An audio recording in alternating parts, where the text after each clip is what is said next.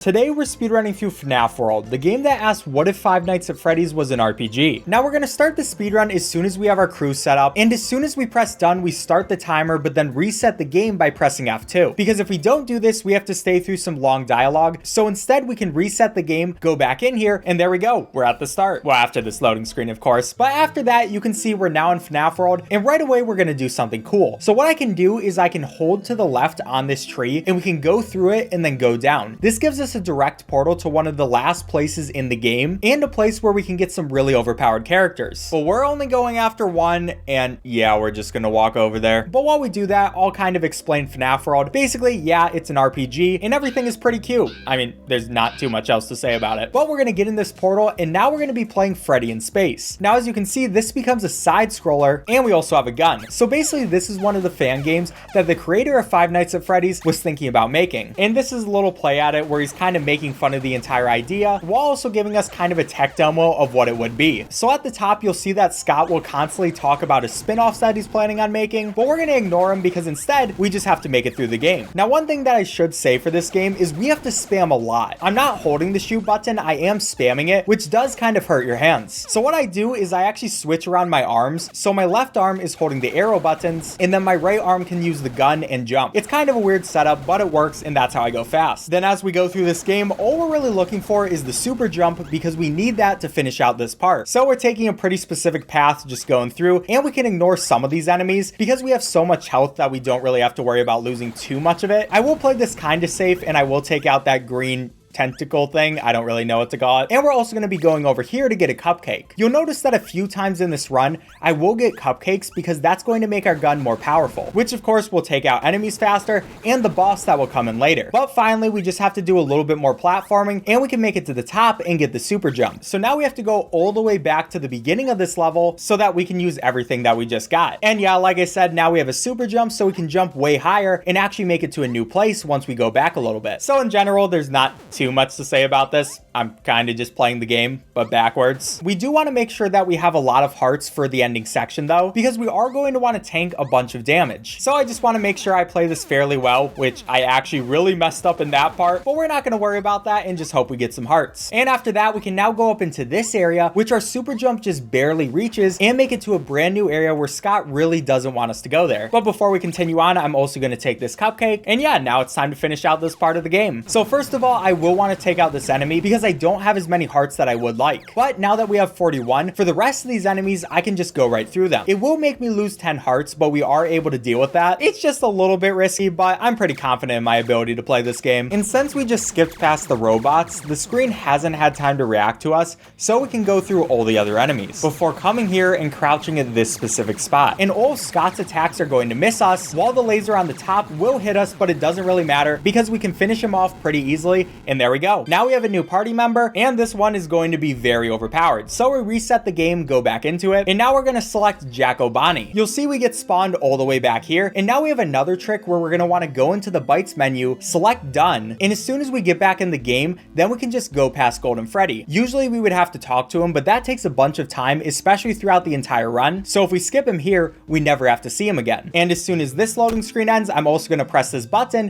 which is going to unlock another fast travel location for me. And now it's finally time to get onto the actual RPG parts of the game. So you'll see for pretty much all the random encounters, I'm just going to run away from them. That's because we have a really good strategy later in the run, so we don't need the XP that they're going to give us. But it does take a bit to run away, so it is kind of annoying. A big part of this game is completely luck, and you will definitely see that when we're ending off the run. All right, Flan, can you please let me run away? Why is this taking so long? Anyway, now as we go through here, we can get onto our first boss battle, but because we have Jack Obani, we can just finish this guy off in one shot. Yeah, we're literally overpowered now. And after this, we're going to go into this area, and I actually didn't mention what these areas are. Basically, these areas allow us to go into different parts of the map, and yeah, probably has some lore significance, but I don't really care. And also, if we go into these glitching trees, we get onto this area, which is even weirder. We move slower, now everything is black and white, and again, there's probably some significance for it, but I'm not going to worry about it. I'm just trying to go fast. And as soon as we make it out, we can press that button to get another fast travel location and get run on luck, which is going to give us more luck with running away from enemies faster. And then we're going to do a little bit of a glitch where we hold up and right there, and now we can go through all of these things. And I say this is a glitch, but it's also not really a glitch. It's kind of a feature of the game. You can see there are even specific enemies that Scott put in for this feature. So it's kind of a cool thing, and we can get auto shield with it, but we can't fast travel anywhere. Otherwise it will mess a bunch of things up. So I just travel back here, and now we can fast travel back to this boat area. We're also going to put our auto shield on because that's going to give us some more defense for later in the run. So it's pretty much like normal. We're just going through the map again, and don't worry because the exciting part of the speedrun is about to be here. But before we get there, yeah, we have another one of these sections. Now the good thing about these sections is they're very easy when you're speedrunning because we know exactly where to go. I just have to make sure that I don't mess up the pathing, which I have before, but I've done way too many of these speedruns to mess this up now. So all we have to do is just follow what I know and really hope I just don't make a bad mistake. Yeah, sometimes that's kind of difficult for my brain, but we just had to go through a couple areas and then we make it into there, which is going to put us into the Black Tomb Yard. And with this, all we're just doing is kind of just going by, you know, going through some trees and stuff. We see some prototypes, but we don't really care about them. We're gonna run away like everybody else, and now we're in the deep metal mine. And with this, we just have to take another path. You know, I can't really explain it any better than that. But as soon as we get to the end of the path into the tombstone, now we're back into one of these sections. So for this one, I'm going to want to take the bottom right path, and then I can go into this glitching tree, which puts me into the black and white place. Again, we're going to want to take the right path, go up, and now we're into another one of these sections. So this one is even slower and also even weirder. So yeah, we just very slowly crawl through the entire place that we have to go. I mean, one nice thing is it gives me a lot of time to think and kind of just rest from the run, but it definitely is a strange part of the speed run. But anyway, we make it through that portal. Now we just have a couple more, and these are pretty simple. There's not really too many places to go, but finally we get to be the blue guy again, and we are so much faster when we're him. It actually feels so good. But with that path, we're now into the pinwheel circus. We can press another button, and now we're going to the top of the map. So yeah, some pretty simple movement until we get into a dogfight. These guys really don't want me to run away.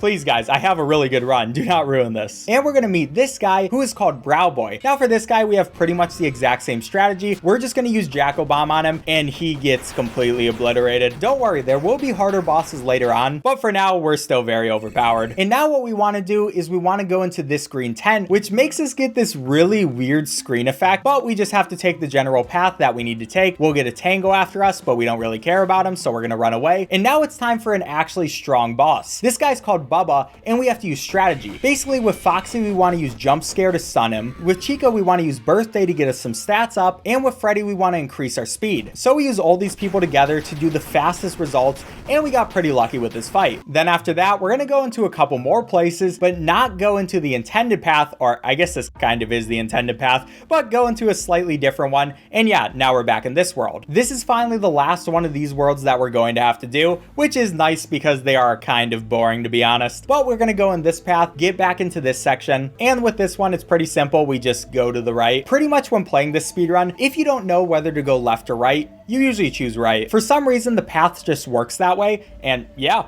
there we go. Now all we have to do is make it back through these glitchy points, finally get back to the blue guy, and it just feels so good when you're going fast because you go so slow as the other characters. And once we pop out the other side, now we have another fight against Pork Patch. Now this guy isn't too bad, but he can still kill you if you're not careful. Actually, I'm not even sure if he can. We just Jackal Bomb him and he kind of dies. Yeah, that was a little easy. But after that fight, we get a key and now we can start completing the game. So we're gonna use our fast travel points to quickly go through the map, and we can open up those locks to press these buttons. Next, we're going into our third fast travel point, and we'll be going down in this direction, and now we have to fight the snow cone. With this one, pretty much the exact same strategy. We're gonna use Birthday, our speed song, all the good stuff, just making sure that we don't die. And this one actually is a little bit scary. I've never died on him, but I have gotten kind of close. But all we really worry about surviving is our Obani, because he is all of our damage. And yeah, you can see, he still obliterates people. But after pressing this button, it is now time for one of the scariest fights in the game. So we're gonna go boat through a couple places, and before we press this button, now we have to fight against Super Goon. Now this guy attacks really quickly. He is kind of weak, but if he's aiming solely at your Obani, he can very easily kill you. You see, we're at 36 health, but thankfully I was able to use my attack and finish him off. Yes, I've lost a few runs to this guy. It's awful. But 2 more fights and we're going to be done with the speedrun. All we have to do is get kind of lucky. So we're going back into the Black Tomb Yard, and we have to take the same general path over here. But once we get into the cave, I'm going to take this path where I go up and to the left, and you'll see there's another lock. But before we get to the button, now we have to fight against Overclock, which is one of the scariest people in the game, because you're usually going to have to do 3 attacks versus him. And you'll see one of my people is already taken out. A couple of them are kind of dying, but thankfully he hasn't been focusing on Bonnie. So we just have to hope we're able to make it through. He has almost killed me at this point, but we're able to take care of him. And now we only have the final boss left. I cannot tell you how many runs I've lost to this guy, but we're going to press this button, go to our last fast travel point, and now it's time for the worst boss in the game. And the reasoning behind that is we're going to use the move Slasher. We don't have enough damage yet to take care of this guy, so we have to hope for a 1 in 10 chance to one-shot him. And by using Bonnie's Slasher, that will do just that if we get the 1 in 10 chance. And another thing is, this guy can one-shot every single one of our animatronics. So what you'll see me doing is switching back and forth when he's about to use an attack, so I can just make sure that probably doesn't happen. It's still kind of terrifying, but I do want to go fast, and yeah, we're just hoping it works out. And I have gotten some of the worst luck in the world. Like, this fight never goes well for me. It says it's a 1 in 10 chance, but it really does not feel like that. I'm just going to keep using Slasher and failing.